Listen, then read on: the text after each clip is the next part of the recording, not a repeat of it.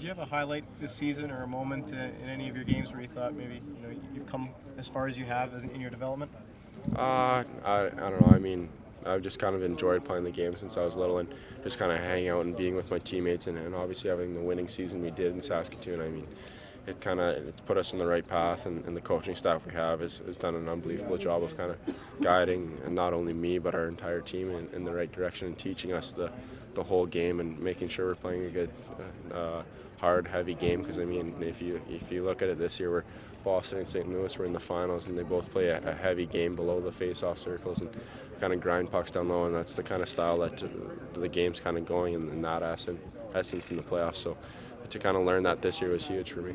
What would you say is your biggest asset as a player? I'd say my hockey IQ or vision. I mean, I kind of can see the play develop before it happens, and it's something I was almost born naturally with. But as time has progressed, I've learned to use it to my advantage on the ice. Is there a player you most look forward to playing against in the NHL? Yeah, obviously you kind of look up to those guys like Sidney Crosby. Yeah.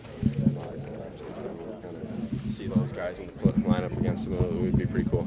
I understand last night there were still interviews for you with NHL teams. Are those finally all done now? You can relax now and wait for tomorrow? Yeah, I think so. Maybe a couple later today, but who knows? So just got to go there and kind of sell myself as a person and as a player, and we'll see what happens on Friday. What's the tone of the interviews been like? Is there any one question that comes along that you get from pretty much every team? I don't know. They're all pretty similar. I mean, it's just they're serious because I mean it's their future and it's their job in the line if they mess it up and take the wrong guys. So they're doing everything they can in their homework to make sure they're doing everything right and taking the right guy at the end of the day. That says basically you've gone into those meetings on your own. There's been nobody else, just you and the other teams. Has that been a good thing? Have you felt comfortable with that sort of thing? Maybe is there a team that's really made you feel good in that respect? Yeah, I mean you kind of learn as the process goes on with those meetings and how to act and how to hold yourself and those type of ways. So I mean it's hard to kind of get coaching or tips from somebody who hasn't done it before. So without any buddies kind of going through the same process I've gone through, I haven't really relied on anybody but myself and just who I am as a person. From the outside looking in, the top 10 seems so unpredictable. How does it seem that way to you right now? Yeah, I mean, you kind of look at all the guys that are here right now, other than Jack and Kako. I mean, there's from 3 to 10, there's a variety of guys that could go anywhere. I mean, if you need a D-man, you're probably looking at taking Bo and Byram. I mean, what he was able to do this year in the Western League was unreal, and just how smart and good of a player he was. And then if you need a smaller forward, then you're looking for your Cole Caulfield or Trevor Zegras, or a guy who can make plays in tighter or a bigger center, which is me or Dylan and Turcotte. So I mean, it's kind of up in the air, and that's the nerve-wracking part of it is you don't quite know what's going to happen. So, but it's also exciting that way because it'll be an interesting night, that's for sure.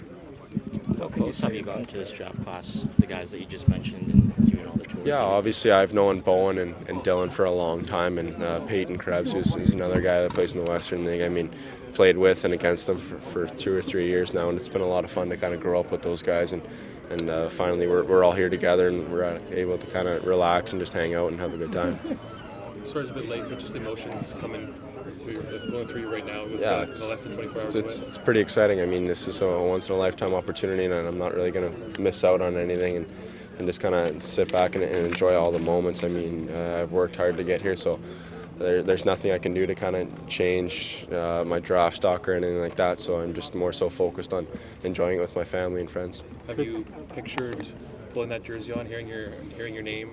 Yeah, I mean, as a kid, you're always thinking about it and dreaming of it, but you don't know what jersey it's going to be, and you don't know when it's going to be. So, obviously, you've dreamt about this day, and to have it be so close and only 24 hours away, like you said, is pretty cool.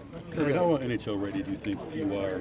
You feel like you can play in the league next year, and if you do, how do you kind of weigh those expectations and where you might be? I mean, obviously, as a player and as an athlete, you have to be confident in your abilities, and I am. And I think if that's something I really want to do in my life and be a professional athlete in the sport of hockey, I think you kind of got to expect yourself to step in right away. And I think that those are the expectations I have, and it's a goal and a dream of mine to play in the NHL right away. So I know I got a lot of work ahead of me. I got to physically be a little bit more mature and add some size that way, but at the same time, I got to kind of know what the pace of play is. I mean, you don't know what it's going to be like until you get there, and once you get there, then it's just how quick you can adapt.